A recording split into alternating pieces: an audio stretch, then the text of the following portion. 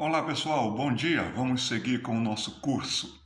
Hoje eu estava aqui meditando, até aproveitando desse livro maravilhoso, escrito por um professor meu lá na Alemanha. É uma chave bíblica, nos ajuda a compreender termos no grego. Pegue a sua Bíblia, nós vamos ver na segunda carta de Paulo a Timóteo, capítulo 3, versículo 6.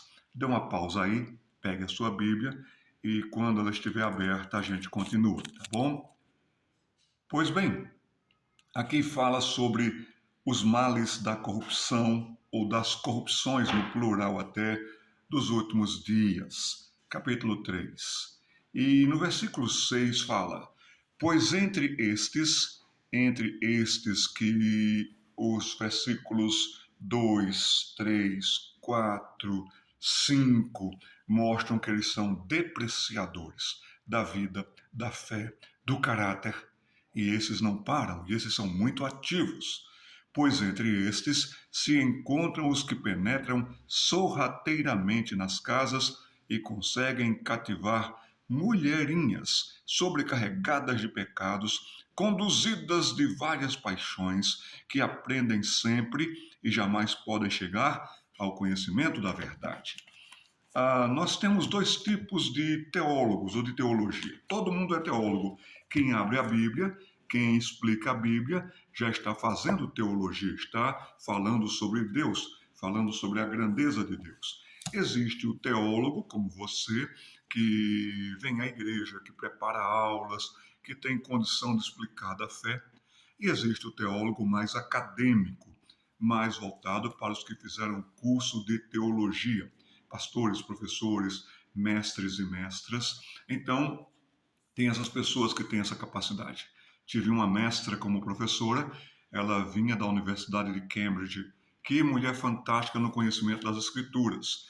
E aqui, neste texto, voltando para o versículo 6, está dizendo assim para a gente ter cuidado, porque tem desses que, e aqui tem o genitivo da palavra, entre estes que pertencem, já entregaram corpo, alma, mente, coração até, eles pertencem a um movimento, eles pertencem a um esquema do mundo que jaz no maligno. Eles têm prazer em seduzirem, arrastarem, em levarem pessoas para o mais distante da fé possível. Não têm fé, mas lutam contra a fé, veementemente. Estão na forma aí de diversas pessoas que ocupam espaços, principalmente, que têm acesso à mente das crianças. O texto continua aqui e tem um verbo interessante no grego, alotizo, que é o cativar, que está ali na Bíblia. Esse verbo é fazer prisioneiro de guerra. Há uma guerra espiritual, uma batalha espiritual. E nessa questão toda, esses que conseguem cativar parece ser um verbo suave no português, mas no verbo, como está aqui no grego, é de prender como prisioneiro de guerra, de alguém que estava livre, de alguém que estava tranquilo, de alguém que estava levando a sua vida, mas houve uma invasão, houve algo que tomou conta daquele espaço que era tão tranquilo antes. Me refiro principalmente à escola. E agora esses meninos e meninas se tornaram reféns, se tornaram prisioneiros de guerra. E aquele que ocupa, principalmente o país que ocupava, e prendia os prisioneiros de guerra, não tratavam bem. Tratavam sem alimento, tratavam para enfraquecimento total, que eles enfraquecessem ao máximo. Muitos deles eram açoitados até.